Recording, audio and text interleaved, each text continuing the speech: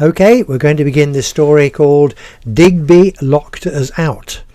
It's from It's a Rum Life Tales from France, written in about 2008, when we started the gradual move from England at the beginning of retirement for me. Preparation. We intended crossing the Channel on a regular basis, with a possessive Lancashire heeler, his full brother, who closely resembled a small lion with short legs and very independent attitude, and lastly a Dalmatian, who would move the world to be in the driving seat. To aid us in this endeavour, we had bought a van. The van man stated assuredly that if France was our destination, then a French van was the obvious choice. After several days' research, we bought 3 travel tents for the dogs, canvas arrangements with steel frames that folded flat when not in use. Lots of zips fastened the things into shape, with a useful zipped-in mesh door at the front. We took the 3 dogs on a test run to Wainfleet, about 10 miles away, to get them used to the idea of travelling in their own facilities. The 2 smaller dogs took the idea straight away and were no trouble. The Dalmatian totally demolished the mesh front of his tent before we even reached Wainfleet. Plan B. Plan B was to build a wooden frame above the tent locations inside the van, then encase the whole in green wire fencing. When Digby began to wander, then he would be contained, and at the same time he would not be able to get on top of the smaller travel tents and squash them. Things that were being transported would then be packed around and on top of the dogs without them coming to any harm. The front openings of their tents were located in line with the side opening sliding door, so that comfort stops were easily achieved. March was to see us on our way for the first time, but the episode of the narrowboat that put me on crutches for over 10 weeks delayed the initial journey. You can read more about that in The Achilles Tendon Went Bang. June arrived eventually, and the 3 dogs were already had their passports legal for 3 months. Everyone seemed overexcited in anticipation of the long overdue first journey. Energetic packing of the van commenced a full week before departure time. The very large trailer purchased on eBay to help carry loads of possessions looked pretty big when it came to loading the first car. There was not much room for anything else. Timber intended to create the second floor in the large barn adjoining the house in France was packed around and under the car, or as much as possible anyway. Curtains and goodness knows what else surrounded 3 dogs in their canvas-covered metal frame travel tents. Ruth had spoken to Hilton Herbs, who had always been most helpful with treatment for the big horses over the years when we had their health problems to consider. A mixture was developed and judiciously squirted on the dogs from time to time during the run-up to departure. Off we go. During the actual journey to Portsmouth, they were very well behaved. We stopped for coffee just north of Oxford. The entourage of white van, pulling large trailer with blued Ford Escort with canvas roof, surrounded by huge long lengths of timber, some protruding beyond the back of the trailer. And we stopped right next to a small police panda car where the driver was busy writing in his notebook. All 3 of us descended, my sister being the driver, as I was serving a further week's ban on driving imposed by my orthopaedic consultant. The dogs launched themselves out of the side door in their haste to find suitable trees to relieve themselves.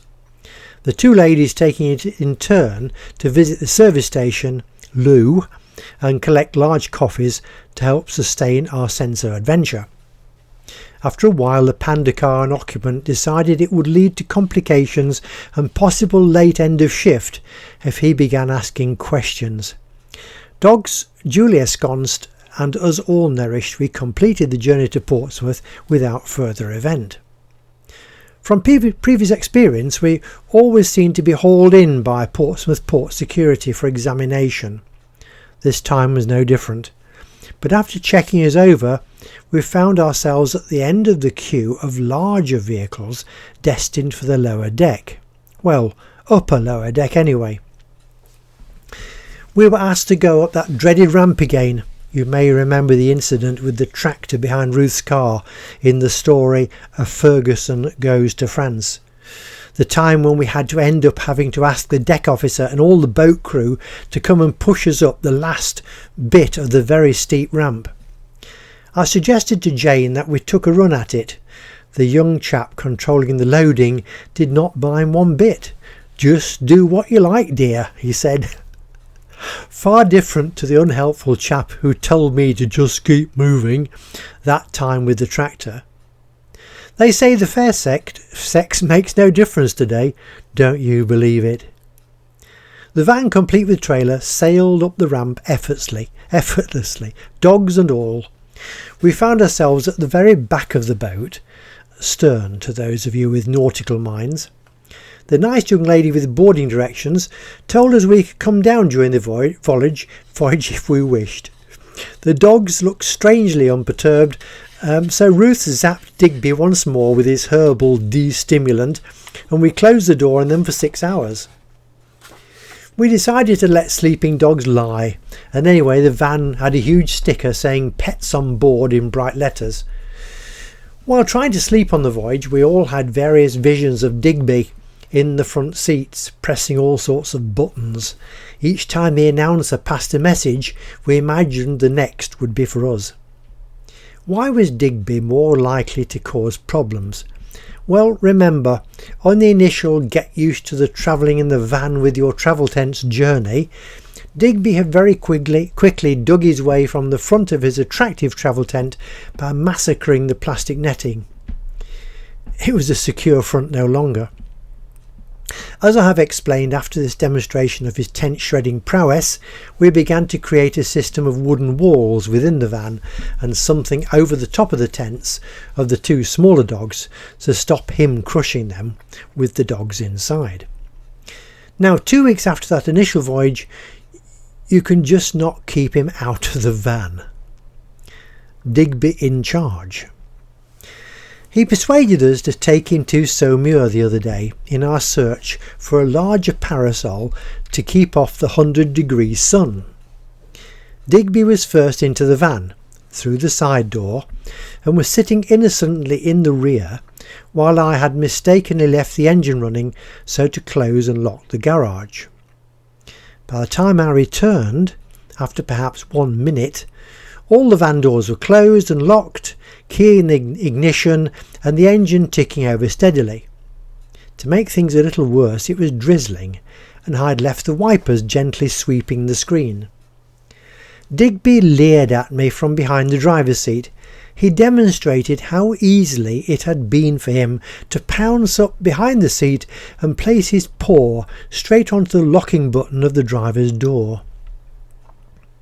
Ruth went a trifle berserk, or it could be said more than a trifle. The dog's name was truly Mud. The dog was happy enough for a while. He would soon want to know why the van was not going anywhere. Electric central door locking, or rather unlocking, was just a little out of his league. Ruth was pacing the kitchen, looking like thunder, but much worse, so I could not reach for a quick glass of Pernod to smooth my nerves. A solution had to be found, and quickly. Walking round and round the van, I began to realise how good central locking is.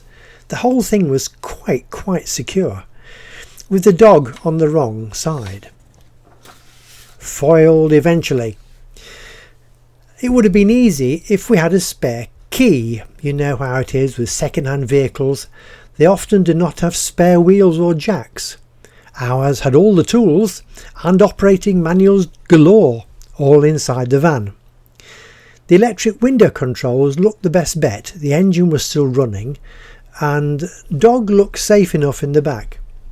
How long would it take for me to teach him to reach the window controls? After all, he had taught himself to lock the thing in seconds. He was so pleased with his achievement, he kept doing it. Those of you who had encountered electric windows, may remember the switches are fairly sensitive. You only seem to touch them gently and the whole window opens to let in everything falling from the skies. Once they start, they do not seem to want to stop. That was what I was hoping was the answer to our problem. Ordering another supplementary key would come afterwards. We've been told they could take weeks.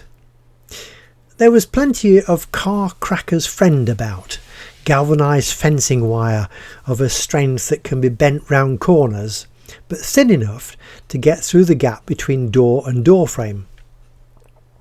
Herbert Stanwell at the garage, see It's a Rum Life Book 2, had first taught me how to do this when I was employed as a car salesman. Over the years I've had to use this aid on my own cars and those of friends from time to time. It did not let me down this time either.